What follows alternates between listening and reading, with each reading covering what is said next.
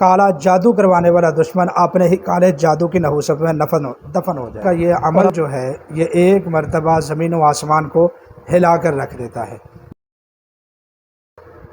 السلام علیکم۔ ایک آدمی مجھ سے شادی کرنا چاہتا تھا، مگر میں اور میری فیملی کو وہ انسان پسند نہیں تھا۔ تب سے وہ انسان مجھ پر جادو بندش کروا رہا ہے۔ مولانا صاحب، مجھے اپنے دشمن کو جان سے مارنا ہے وغیرہ وغیرہ۔ یہ بہت غصے میں ہیں جی، یہ بہن بہت غصے میں ہیں، اور یقیناً ہوں گی بھی، کیونکہ اس کائنات میں وہ خباثت جو نیتن یاہو کرتا ہے اس سے بھی بڑی خباثت یہ ہے کہ آپ کالا جادو کروائیں۔ اگر واقعتاً اس بہن کے اوپر وہ شخص کالا جادو کروا دے، میری بہن آپ پریشان نہ ہوں، میں آپ کو وظیفہ بتاتا ہوں، آپ کا دشمن برباد ہو جائے گا خود بخود۔ آپ کو یہ ارادہ کرنے کی بھی ضرورت نہیں ہے کہ وہ برباد ہو، بلکہ آپ کا دشمن، یہ کالا جادو کروانے والا دشمن اپنے ہی کالے جادو کی نحوست میں دفن ہو جائے گا، اور اللہ کی مدد آپ کے ساتھ ہوگی، آپ سے کٹ جائے گا اور اس کے اوپر پڑ جائے گا۔ میں نے پہلے بھی آپ کو یہ بتایا تھا، یہ عمل آج میں پھر آپ سے شیئر کرتا ہوں، بہت زبردست ہے۔ یا قہار، اللہ تعالیٰ کے نام القہار کا وظیفہ ہے۔ اگر اللہ کا قہر پڑ جائے نا کسی کے اوپر، تو کائنات کی کوئی طاقت اس کو بچا نہیں سکتی، کیونکہ اللہ رب العزت خود قرآن پاک میں ارشاد فرماتے ہیں، ان بطش ربک لشدید، کہ اللہ جس کو پکڑ لینا پھر پوری کائنات بھی مل جائے اس کو اللہ کی گرفت سے چھڑا نہیں سکتی۔ تو اس لیے یہ عمل بڑا طاقتور ہے، سوچ سمجھ کر کرنا واقعتاً مجرب ہے، اور بذریعہ خواب یا پھر آپ کی آنکھوں کے سامنے آپ کا دشمن آپ کو تباہ ہوتا ہوا باقاعدہ نظر آئے گا، آپ کو سکون ملے گا۔ اب ابتدائی ایک ہفتہ آپ کے لیے مشکل ہوگا، کیونکہ یہ جلالی عمل ہے، تھوڑے پرہیز کے ساتھ عمل کریں،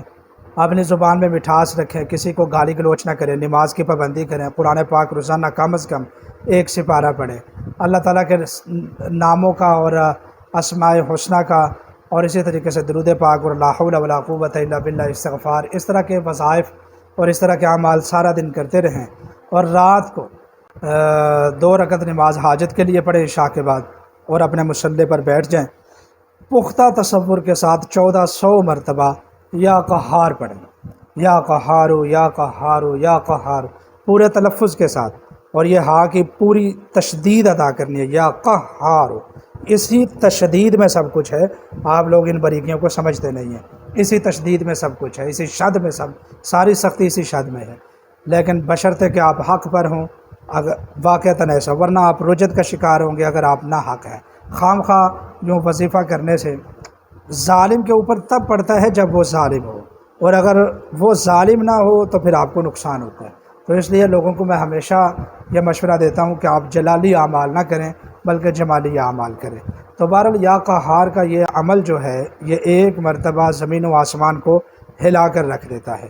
تو انشاءاللہ ہر وار اس کا اسی کے اوپر پلٹ جائے گا، وہ اپنے ہی جادو کی نحوست میں غرق ہوگا، اور ایسے ظالم کو مر بھی جانا چاہیے جو لوگوں کو نقصان پہنچاتا ہے اور کالا جادو، کیونکہ شریعت میں بھی ایسے بندے کو قتل کرنے کا حکم ہے۔ تو بہرحال یہ عمل آپ کریں، 1400 مرتبہ اس کو پڑھیں، اول آخر 14 مرتبہ درود پاک پڑھیں،